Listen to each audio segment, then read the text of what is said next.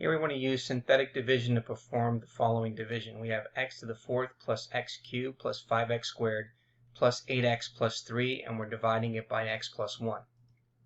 Because we can divide it by x plus 1, that means we can use synthetic division. So the first thing we need to do is identify what is the value of k. Well, k is in the form of x minus k,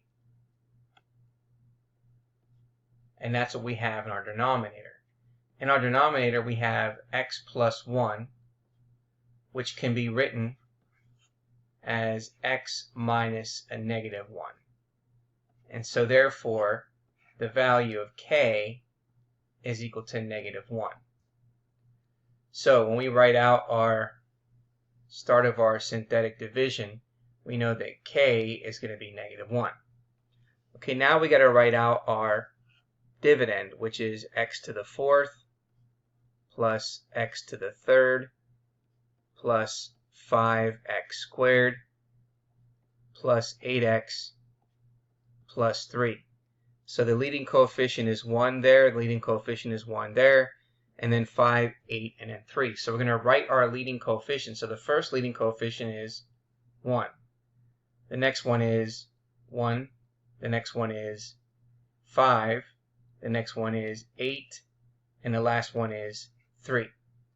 So when we start synthetic division, the first thing we're going to do is we're going to bring down the first one, which is a 1.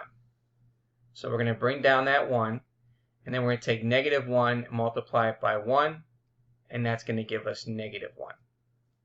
And then we're going to add those two numbers. So 1 minus 1 is going to give us 0.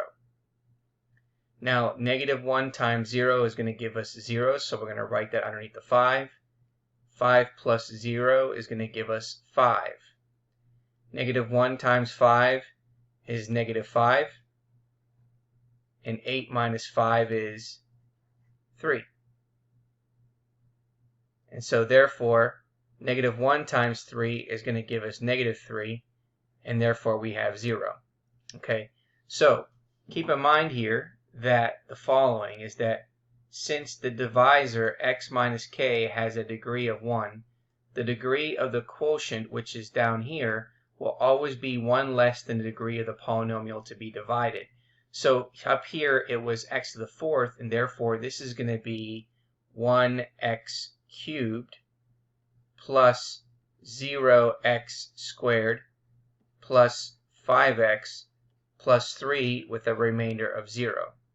Okay, and now we're going to write this out. We end up getting x cubed plus 0x squared plus 5x plus 3.